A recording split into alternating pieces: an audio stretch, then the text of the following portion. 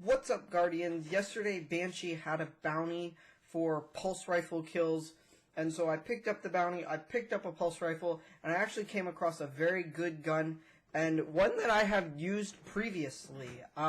Today we're going to be talking about the last Perdition, what I find to be the best pulse rifle currently in Destiny 2, especially on console. You can see my roll here. It's got accurized rounds, rangefinder, and rampage.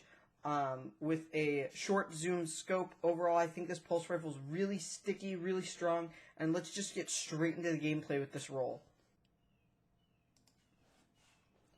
Alrighty, Guardians, we're back in with the gameplay. I've heard the term dad loadout being thrown around, and I guess we're using a quote-unquote dad loadout. If you don't know, it's just a loadout where you use a pulse rifle because it's considered, a pulse rifle is considered a no-skill weapon. Actually, Warcliffe coil is a no-skill weapon, not a pulse rifle. But, so, we're talking about the last Perdition today. It comes with, my role is rangefinder rampage. I said I'd used this gun before. That's because, in year 1, there was a last Perdition with just rampage on it. That was its static role. And I used that for the first part of the climb when Forsaken launched and I was, working towards Luna's Howl in the comp playlist. I used this exact gun with rampage. Rangefinder is such a great addition to the rifle because, as we all know, Bungie has come out and said that range equals stickiness. So the more range your weapon has, the more sticky it's going to be when shooting other targets. And that's especially viable on console where aim assist is so important. So we're going to be talking about this pulse rifle today and why I think it's the best pulse rifle in the game. Its recoil is extremely vertical. Its recoil is extremely vertical, and overall, it's just a very easy to use weapon. I personally threw a counterbalance mod on the weapon to make it even easier, and so we'll go back in maybe at a later date to see how effective it is. With the counterbalance mod, where the weapon is really just kicking straight up and not doing that little bit of a kick to the right that it currently does.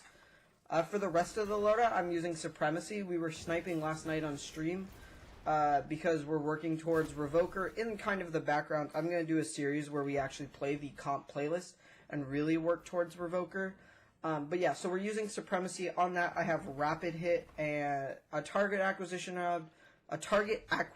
mod, Rapid Hit, and Snapshot. So its handling is really good. It snaps in really quickly. Snaps onto targets really fast, and the target adjuster mod makes it easier to land headshots, and rapid hit, if you hit those headshots, you get increased reload speed, kind of working like Outlaw, but where rapid hit stacks rather than being a flat reload speed buff.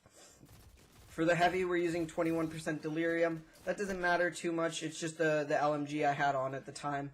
I really don't like using grenade launchers. I really don't like using Warcliffe coil. I really don't like using rocket launchers. I really do enjoy using LMGs, so that's kind of what I stick with my loadout.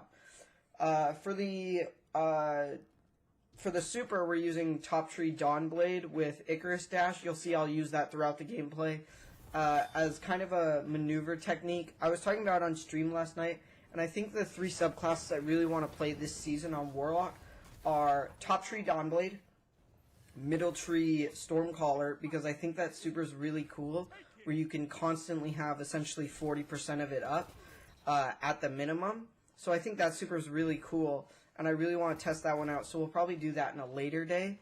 And then I want to play more with Middle Tree Nova Bomb, because that's my favorite super in the game right now. That's my favorite super in PvP to use. It's probably the one I'm most consistent with.